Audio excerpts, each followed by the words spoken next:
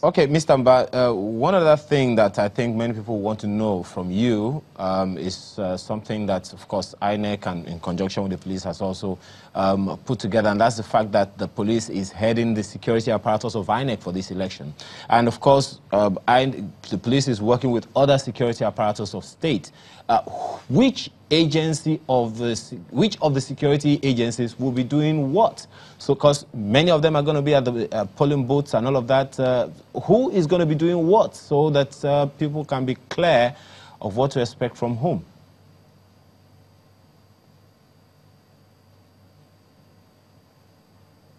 Well, we'll be doing essentially the same, playing essentially the same roles, and generically trying to protect and police the electoral process and try to provide a safe and conducive atmosphere for a credible and fair election to take place. But constitutionally, because the Nigerian police is the lead agency in charge of internal security, we will also be taking charge and taking lead in providing adequate security for this election. We will be supported by operatives from the DSS, operatives from the Immigration, Customs, Civil Defense, Nigerian Prisons, NDLE, and Federal Road Safety. But, and essentially what officers from the other agencies will be doing is just joining us and providing security. In each polling center, for example, you will have the innermost circle. The innermost circle is that area where the actual voting will be taking place in the polling center. And we expect that the law enforcement agencies that will deploy in the innermost circle will be unarmed.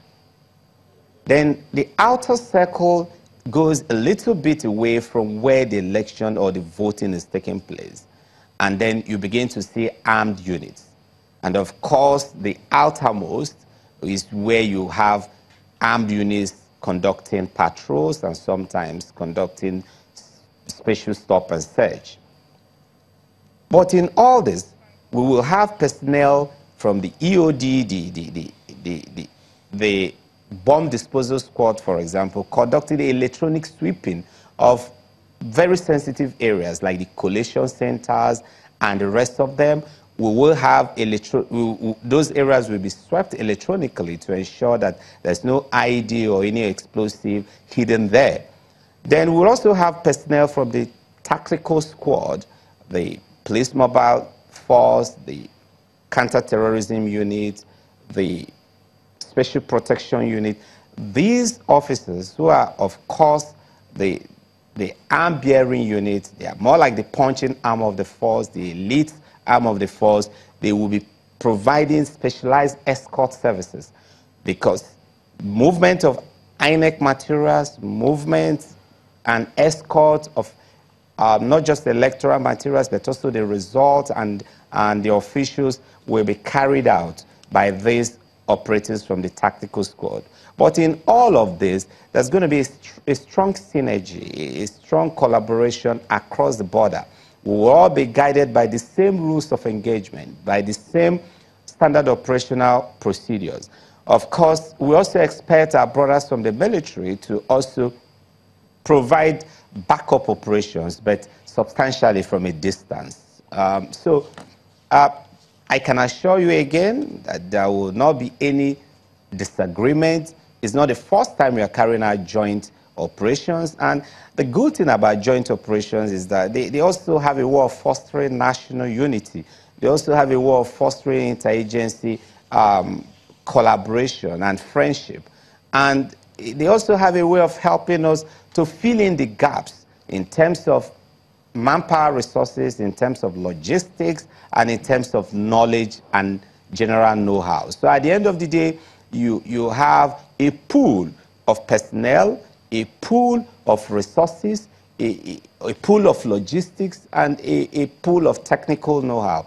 And with all that base, you are able to provide even a better and a more robust security arrangement for the elections and for Nigerians. All right, let me bring in Mr. Chiman Najia. From the explanation he's given, you think that the that he's got, to what extent will they address the concerns that people have? Well, let me start by congratulating Frank for this appointment, because like a colleague said, in fact, the Eze, I think. Yes, Eze Chukwuemeka. Eze Chukwuemeka alluded to the fact that previously it could impact negatively if you have change of leadership. But I think in this particular instance, it appears it's a positive development. Refreshing that you are not somehow on the edge when the public relations officer of the police, the image maker of the police is talking. There's some measure of comportment, effective communication that is also rested on some degree of maturity and professionalism. I think that is what we are witnessing here. It is more convincing, listening, and that is what it should be. When you are reassured, because we are not privy to issues or the threat analysis and the way they are going about it, but if it is very positively and effectively communicated, and you'll see the candor of delivery, it is more reassuring. But don't you think that the action of the police or the commissioners of police may eventually speak louder? Very well. I just finished with that level. Unfortunately, it is not him or the IGP that will be dealing with the nitty-gritty of the security arrangements that have been hammered out at the level of IG. But it is important that when you look back and see that the officers above you are on a particular frequency, you are not very likely to do otherwise. If you do, you are on your own. That does not necessarily mean that somebody may not foray, because you may go on your own frolic, and we have seen such things happen.